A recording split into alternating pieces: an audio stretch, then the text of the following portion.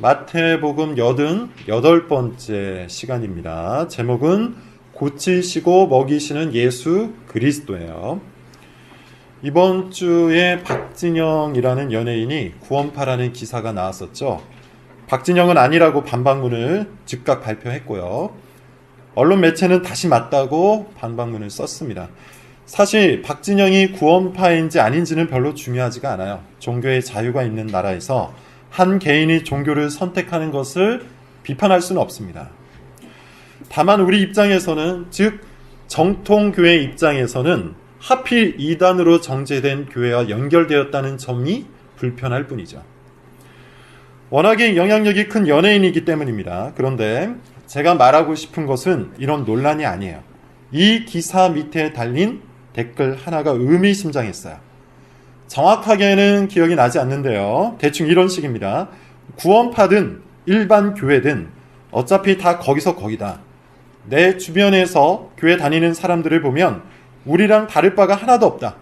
똑같이 놀고 똑같이 돈을 좋아하고 똑같이 걱정하고 똑같이 염려하더라. 그냥 취미 생활하는 거다. 내버려 둬라. 대충 이런 식이었어요. 이 사람 입장에서 볼 때는 박진영이 구원파든 정통교회를 다니든 별로 상관이 없다는 것이죠. 어차피 자기 주변 사람들을 보면 그냥 완전히 똑같다는 거예요. 똑같은 것을 욕망하고요. 똑같은 것을 좋아하고 똑같은 것을 염려하는데 어디를 다니든지 무슨 상관이냐는 겁니다. 동아리 활동을 하는 것에 불과하니 그냥 내버려 두자는 것이죠. 뼈 아픈 말입니다. 물론 이 사람의 관점이 모든 불신자의 관점은 아닐 거예요. 그럼에도 불구하고 오늘날 세상 사람들이 교회를 바라볼 때, 교회 다니는 사람을 바라볼 때 별로 큰 차이를 못 느끼는 것은 부정할 수가 없는 일입니다. 여러분이 한번 스스로 생각해 보시죠. 여러분은 정말 다릅니까?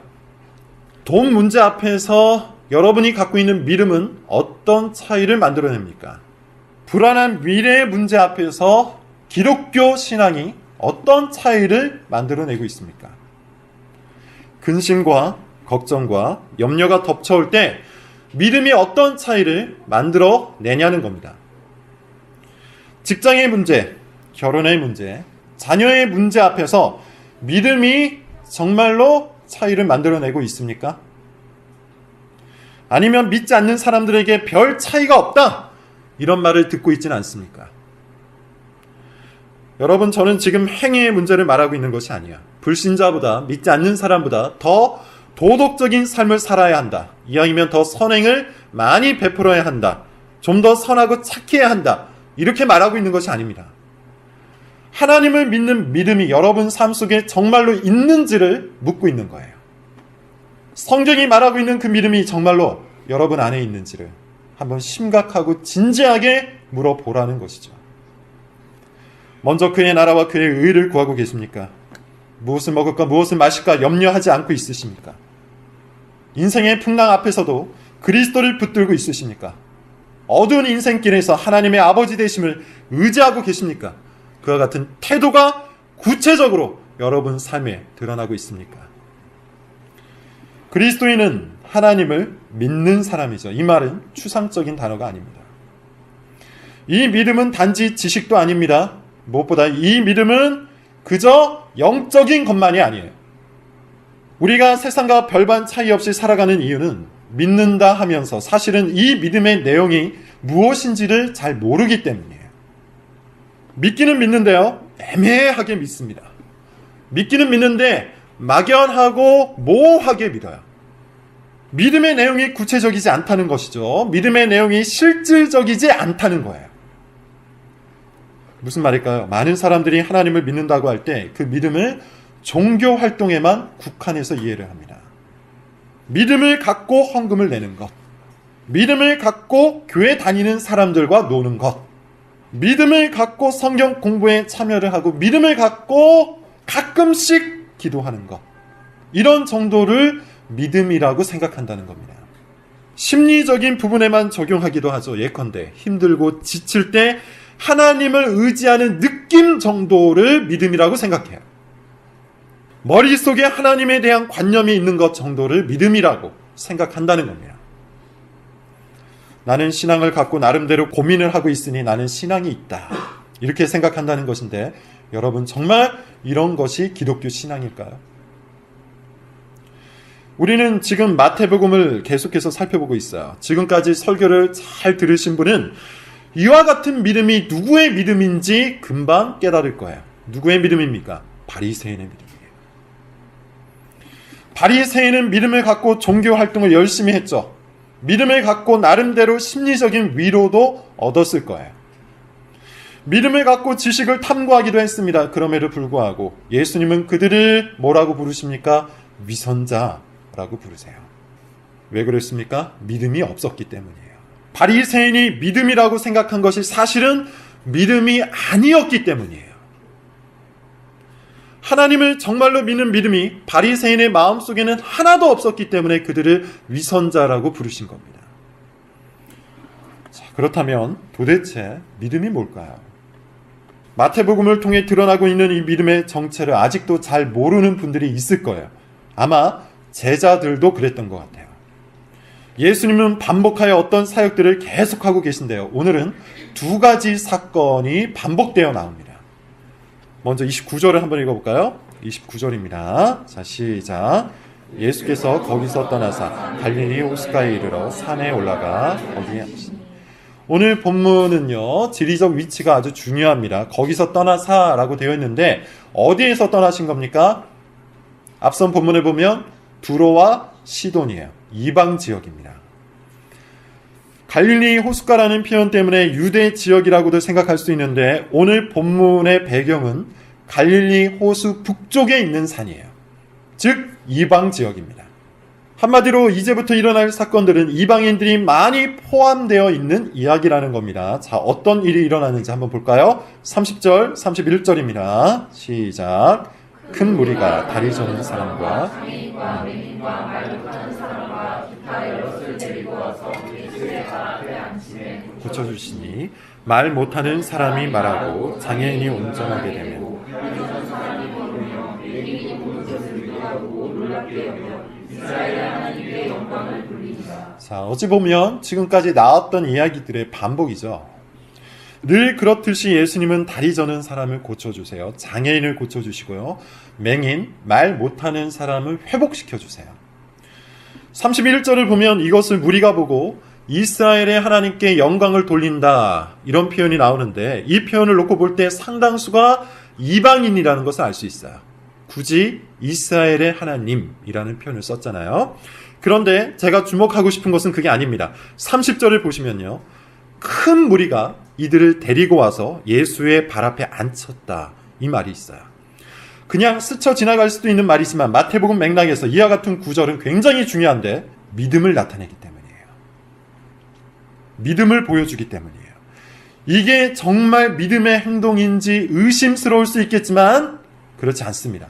이 무리들은 아주 구체적인 믿음을 갖고 있었던 거예요.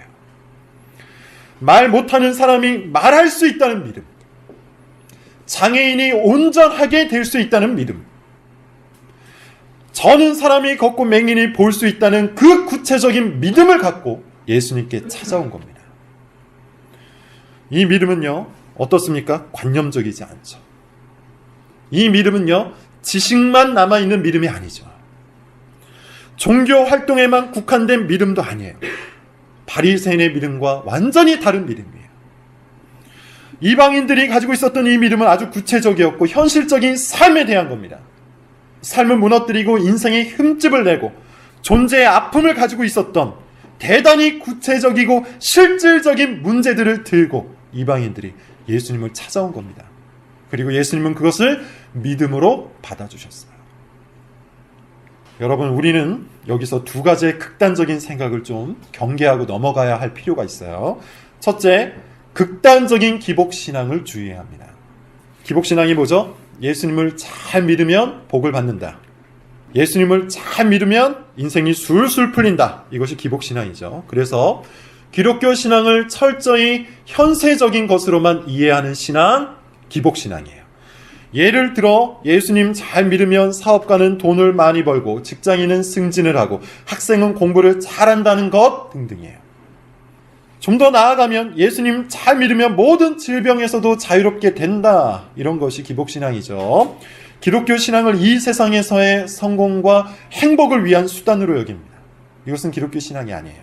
하나님을 이용하는 신앙에 불과해요. 그리스도 안에 있을 때 누릴 수 있는 이 풍요로움과 즐거움을 현실적인 복에만 국한해서 이해하는 것, 이것은 성경이 말하고자 하는 기독교 신앙이 아닙니다. 기독교 신앙을 자기 만족을 위한 수단으로 삼아서는 안 됩니다. 반면 기독교 신앙을요, 철저히 내세적인 것으로만 이해하는 것도 극단적 신앙이에요. 하나님은 우리 일상에는 전혀 관심이 없다고 생각해 버리는 거예요. 정말 그렇습니까? 나중에 영혼을 구원하시는 그 일만 하나님께서 도와주실 것이라고 생각하고 우리의 일상과는 하나님이 아무런 상관이 없게 여기는 것, 그것이 정말 기독교 신앙입니까? 그래서 지금 우리가 살아가는 현실 안에 어떤 문제가 발생해도 결코 그것을 하나님께 들고 가서는 안 된다, 이와 같이 생각하는 사람들이 있어요. 그런 신앙을 세속적인 신앙이라고 정죄하는 사람들이 있다는 겁니다. 우리 생활 속에 발생하는 아주 구체적이고 실질적인 문제들은 그냥 우리가 알아서 잘 처리하거나 꾹꾹 참아내야만 좋은 신앙이라고 믿는 것이죠. 특별히 우리 개혁주의 안에 이런 생각을 가지고 사람들이 참 많은데요, 극단적 생각입니다. 이것은 신령한 믿음이 아니라 사실 믿음이 없는 겁니다. 자기 자신이 감히 하나님 자리에 앉는 것이죠. 마치 자기가 하나님이 된 것처럼 자기 생활을 자기가 다 처리하는 거예요. 자기 문제를, 자기 현실을, 자기 삶을 들고 하나님을 찾지 않는 믿음이 어떻게 진짜 믿음일 수 있겠습니까? 여러분, 정말로 하나님을 믿는 사람은 자기의 모든 현실을 들고 하나님을 찾아가요. 하나님을 믿는 사람은 병이 든 몸을 들고 하나님을 찾습니다. 그냥 찾는 게 아니죠. 고쳐주기를 소망하면서 찾는 것이죠. 하나님을 믿는 사람은 불안한 미래를 들고 하나님을 찾아요. 그저 마음의 위로를 받으려고 찾는 수준이 아니에요. 하나님께서 정말 내 인생에 빛이 되실 것을 믿고 찾는 거예요. 하나님을 믿는 사람은요, 마음의 상처를 들고 하나님을 찾습니다. 하나님께서 내 마음의 상처를 반드시 고쳐주실 것을 실질적으로 믿고 찾아가는 거예요. 이것이 믿음이 있는 사람의 행동입니다. 그렇다면 기복신앙과 현실적인 문제를 갖고 하나님을 찾는 신앙, 어떤 차이가 있을까요? 간단합니다. 기복신앙은요, 하나님을 이용하는 신앙이에요. 하나님을 이용해서 자기가 원하는 것을 채우고자 하는 신앙이에요. 반면 현실적인 문제를 갖고 하나님을 찾아가는 신앙은 하나님을 목적으로 삼는 신앙이에요. 하나님께서 나를 돌보신다는 것을 믿는 신앙, 하나님께서 나를 고치신다는 것을 믿는 신앙, 하나님께서 나를 실질적으로 도우신다는 것을 믿는 신앙이에요. 그렇기에 현실적인 문제를 갖고 하나님을 찾는 신앙은 항상 하나님께 영광을 돌립니다. 하나님께서 나를 도우실 때는 큰 감격과 감사를 갖고 하나님께 영광을 돌려요. 하나님께서 나에게 침묵하실 때는 더 커다란 애절함과 사모함을 갖고 하나님께 매달려요. 사나 죽으나 병이 들거나 회복되거나 성공하거나 실패하거나 오직 하나님만이 나를 도우실 수 있다는 사실을 믿는 믿음, 그것이 현실적인 문제를 들고 하나님을 찾아가는 믿음이에요. 그것이 진짜 기독교 신앙이에요. 이처럼 우리가 하나님 앞에 매달릴 수 있는 이유가 있습니다. 이것을 아는 사람은 항상 하나님께 매달릴 수가 있는데요. 한번 32절을 눈여겨 읽어봅시다. 같이요. 시작. 예수께서 제자들을 불러 이르시되 제가 우리를 불쌍히 여기노라. 그들이 나와 함께 있으니 이미 사흘이내 먹을 것이 없도다. 길에서 기준할까 하여 굶겨보내지 못하겠노라. 우리가 예수님을 우리의 모든 현실적인 문제를 들고 기꺼이 찾아갈 수 있는 이유가 있는데요. 예수님의 마음 때문이에요. 예수님께서는 무리들을 보고 어떻게 여기시죠? 불쌍하게 여기세요. 그런데 그 긍휼의 마음은요, 그저 뜬구름 잡기가 아닙니다. 자기 감정을 투영하는 그런 연민의 마음이 아니에요. 아주 구체적이죠. 예수님은 무리들 편에 서서 그들이 어떤 문제가 있고 어떤 아픔이 있고 어떤 고단함이 있는지를 정확히 알고 계세요. 이미 사흘임에 먹을 것이 없도다. 길에서 기진할까 하여 굶겨 보내지 못하겠노라. 여러분, 이 문장 속에 담겨있는 예수님의 마음을 한번 상상해 보세요. 그들이 길에서 기진할까 하여 굶겨 보내지 못하겠노라. 이것이 예수님이 갖고 계신 긍휼의 마음입니다. 여러분, 예수님은 우리의 연약한 육체를 구체적으로 아시는 분이에요. 우리의 미약한 현실을 실질적으로 이해하고 계신 분이에요. 우리가 어떤 부분에서 괴로워하고 있는지, 우리가 어떠한 상태에서 힘들어하는지, 우리가 어떤 시험에 자주 넘어지는지를 아주 구체적으로 우리의 현실 속에서 이해하고 계신 분이에요. 그냥 알고 있는 것이 아니죠. 우리의 현실을 알고 불쌍히 여겨주시는 분이에요. 우리가 믿음의 길을 걷다가 기진할까, 굶주릴까 염려하시는 분입니다. 그렇게 우리를 걱정하시고 그렇게 우리를 불쌍히 여기시는 그리스도를 찾아가지 않으면 누구를 찾아가겠습니까? 꼭 그런 것은 아니지만 사람의 마음은 공감을 잘해주는 사람에게 끌리는 경향이 있죠. 힘든 걸 힘들다고 알아주는 사람에게 마음이 끌려요. 괴로운 걸 괴로운 대로 알아주는 사람에게 마음이 끌리죠. 저도 1년 넘게 계속해서 몸이 아프다 보니까 아프다 하는 사람에게 마음이 끌리더라고요. 공감이 되기 때문이에요. 불쌍히 여기는 마음이 저절로 생겨납니다. 개척교회 목사님들이 모여있는 인터넷 커뮤니티가 있는데요. 그 글들을 보면 아프신 분들이 왜 그리 많은지, 예전에는 아무런 느낌이 없었는데요. 요즘에는 괜히 마음이 짠하더라고요. 나에게 능력만 있다면 도와주고 싶은 마음까지도 생깁니다. 불쌍히 여기는 마음이 저에게 있기 때문이에요. 사실 이것을 불쌍히 여기는 이 마음을 가장 많이 체험할 수 있는 관계가 부모님과 자녀의 관계죠. 우리가 힘들고 어려울 때 여러분 누가 가장 먼저 생각납니까? 엄마죠. 엄마야말로 나를 가장 불쌍히 여겨주는 사람이기 때문이에요. 어려웠을 때를 한번 생각해 보세요. 내가 아플 때 누가 가장 많이 걱정을 해줬습니까? 내가 혹시라도 실패했을 때 누가 가장 많이 염려하던가요? 내가 시련이라도 당하면 누가 같이 아파해 줍니까? 엄마죠. 부모님이에요. 항상 우리를 불쌍히 여기시기 때문에, 또 우리가 그것을 알기 때문에 힘들고 어려운 일이 생길 때마다 엄마를 찾아가는 겁니다.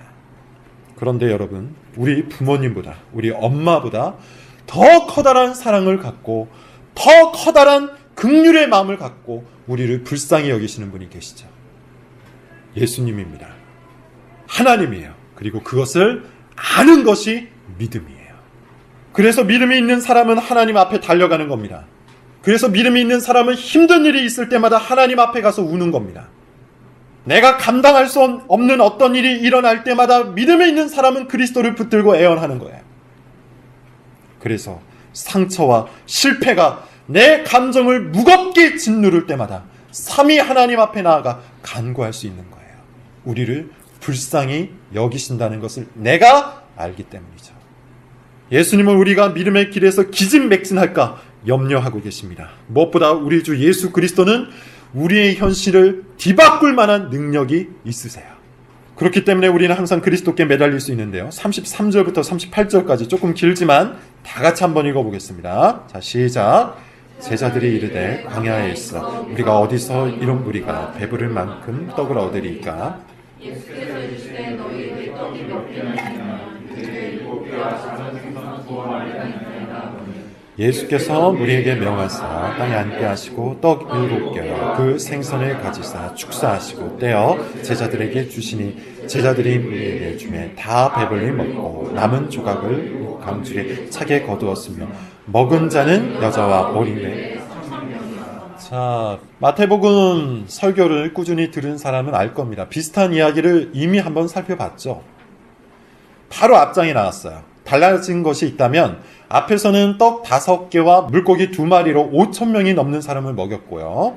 오늘 본문에서는 떡 7개와 물고기 2마리로 4,000명을 먹이세요. 한 가지 더 달라진 점이 있다면 14장은 유대 지역에서 일어난 일이고요. 15장은 이방 지역에서 일어난 일입니다. 이를 통해서 볼 때 마태는 예수님의 능력이 유대 지역을 벗어나 이방 지역까지 곧 온 세상을 향하여 퍼져 있다는 것을 우리에게 보여주고 싶은 거예요. 다시 한번 말합니다. 마태복음은 유대인들을 위한 복음서죠. 유대인은 메시아가 오직 이스라엘 국가를 위해서만 왔다고 믿었어요. 그런데 마태는 그렇지 않다고 말하는 겁니다. 자, 그런데 본문을 좀 더 자세히 살펴보면요, 약간 의아한 점이 있어요. 제자들의 반응입니다. 33절을 보세요. 이렇게 말하죠. 우리가 어디서 이런 무리가 배부를 만큼 떡을 얻겠습니까? 이상하죠? 오병이어 사건이 일어난 지 얼마 안 된 시점이잖아요. 그런데 제자들은 그 놀라운 기적을 깡그리 잊어버린 겁니다. 어떻게 이럴 수가 있을까요? 그 놀라운 기적을 어떻게 불과 며칠 만에 혹은 몇 개월 만에 잊어버릴 수 있는 걸까요? 몇 가지 해석이 가능한데, 첫 번째는 이방 지역에서는 예수님의 그 능력이 발휘되지 않을 것이라고 생각했기 때문이라는 겁니다.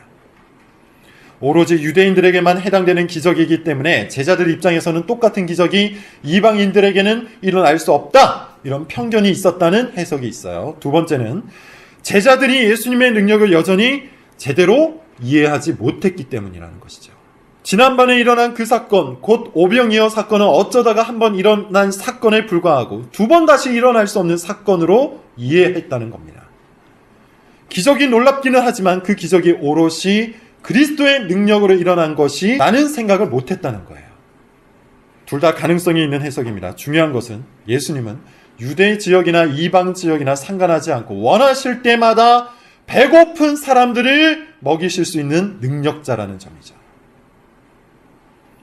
불쌍히 여기실 뿐만 아니라 불쌍히 여기시는 그들을 위해 무엇이든 할 수 있는 능력을 갖고 계신 분, 그분이 우리 주 예수 그리스도입니다. 자, 여러분, 지금까지 예수님이 행하신 일들을 한번 생각해 봅시다. 앞을 못 보는 맹인의 가장 커다란 소원이 뭘까요? 앞을 보는 것이죠. 예수님은 맹인을 불쌍히 여기실 뿐만 아니라 그가 앞을 보도록 하셨어요. 그의 소원을 들어주신 겁니다. 나병 환자의 가장 커다란 소원은 뭘까요? 그 병이 낫는 거예요. 예수님은 나병 환자의 상처를 공감하실 뿐만 아니라 그의 병을 고쳐주셨어요. 배고픈 사람의 가장 커다란 소원이 뭐죠? 배부르게 먹는 거예요. 예수님은 그 일을 해주셨습니다. 인생을 억누르는 가장 커다란 문제, 삶을 무너뜨리는 가장 커다란 짐들을 예수님이 다 해결해 주셨다는 거예요. 예수님은 그런 능력이 있는 분입니다. 그리고 그 예수님은 2000년 전이나 지금이나 동일하신 분이에요. 이것이 중요한 겁니다. 동일하게 자기 백성을 불쌍히 여기십니다. 뿐만 아니라 동일하게 그 백성의 삶을 회복시킬 수 있는 능력이 있는 분이에요. 그렇기 때문에 우리는 성경을 읽고 예수님을 믿을 수 있는 거예요. 성경을 읽으면서 예수님을 믿을 수 있는 거예요. 성경 속에 예수님이 지금도 동일하게 역사한다는 사실을 믿기 때문에 예수님을 믿을 수 있는 거예요. 성경의 예수님은 그저 성경 속의 예수님이고 지금 우리가 믿는 예수님은 전혀 다른 예수님이라면 우리는 사실 예수님을 믿는 것이 아닙니다. 다시 처음에 했던 이야기로 돌아가서 생각을 한번 해보죠. 우리가 세상과 별반 차이가 없는 이유가 뭐라고 했습니까? 믿기는 믿는데 막연하게 믿기 때문이라고 했어요. 믿음의 내용이 구체적이지 않기 때문이라고 했어요. 이제 다시 한번 답변을 해보죠. 우리가 세상과 별반 차이가 없는 그 이유가 뭘까요? 믿기는 믿는데 성경 속의 예수님을 우리 현실에 받아서 믿지 않기 때문이에요. 성경 속의 예수님은 그저 공부를 위한 예수님이고 실제 우리가 믿는 예수님은 현실 속에서는 아주 나약한 그저 내세를 위한 예수님에 불과하기 때문이에요. 그래서 예수님을 믿는다 하면서도 우리의 현실에 힘이 없는 겁니다. 우리의 신앙에 능력이 없는 거예요. 이것은 기독교 믿음이 아닙니다. 기독교 신앙이 아닙니다.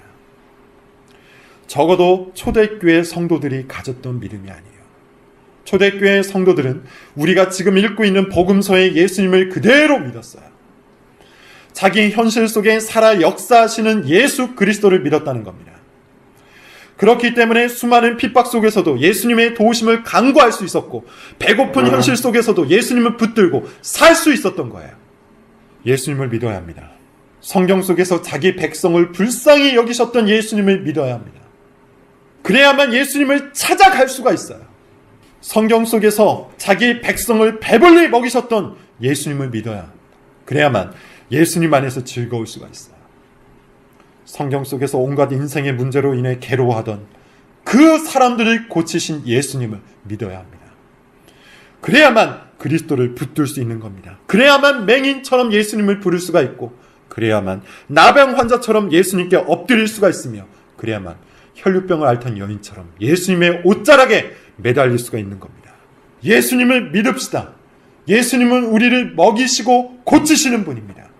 예수님을 믿읍시다. 예수님은 우리를 용서하시고 받아주시는 분입니다. 예수님을 믿읍시다.